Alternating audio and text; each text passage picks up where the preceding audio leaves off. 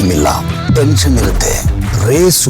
Race ಅಂತ ಅಂದ್ಕೋ. ಲೈಫಲ್ಲಿ ನೀನು ವೇಗವಾಗಿ ಓಡಿಲ್ಲ ಅಂತ ಹೇಳಿದ್ರೆ ಇತರರು ಬಂದು ನಿನ್ನನ್ನು ಓವರ್ಟೇಕ್ ಮಾಡ್ಬಿಡ್ತಾರೆ. ನಾನೇನು ನದಿಯಕ್ಕೆ ಓದಾಡ್ತಿದ್ದೀನಿ, ಮುಂದಕ್ಕೆ ಹೋಗೋದಂತೆ. ನೋಡಿದೆ ಜನನಿ, ಎಲ್ಲದಕ್ಕೆ ಯಾವಾಗ್ಲೂ ಶಕ್ತಿನೇ ಬೇಕು ಅಂತಿಲ್ಲ, ತಾಳ್ಮೆ ಇದ್ರೂ ಸಾಕು. ಹಾಗಾದ್ರೆ ನನ್ನ ಫ್ರೆಂಡ್ಸ್ ಎಲ್ಲ ಎಕ್ಸಾಮ್ ಹಾಲಲ್ಲಿ ಮಲ್ಗ್ಬಿಟ್ರೆ ನಾನು ಫಸ್ಟ್ ಬರ್ಬೋದು. ಎಸ್. ಮಿಡ್ ಟರ್ಮ್ ಎಕ್ಸಾಮ್ ಅಲ್ಲಿ ಸ್ಕೋರ್ ಮಾಡಿದೆ 98% ಅಂಕಲ್. ನೋಡಿ ಜನನಿ, ಕಡಿಮೆ ಅನುಕೂಲ ಬಿದ್ದು ಹುಡುಗಿ 98%. ಎಲ್ಲ ಸೌಕರ್ಯ ಇದು, ನೀನ್ ಎಷ್ಟು ತಗೋಬೇಕು?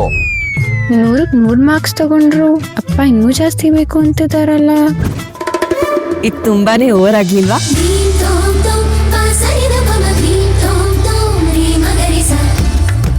ಶುರುವಲ್ಲಿ ನಂಗೂ ಹಾಗೆ ಅನಿಸ್ತಿತ್ತು.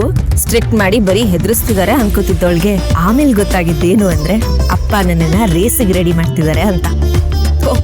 ನಾನ್ ಯಾರು ಅಂತನಾ? ಅಪ್ಪ ಪಟ್ಟ ಎಲ್ಲಾ ಕಷ್ಟಕ್ಕೆ ಅರ್ಥ ಕೊಡೋ ಮಗಳು ಜನನಿ ಶ್ಯಾಮ್ ಸುಂದರ್. ಭಾಗ್ಯವಂತರು ನಿಮ್ಮ ಸನ್ ಉದಯದಲ್ಲಿ.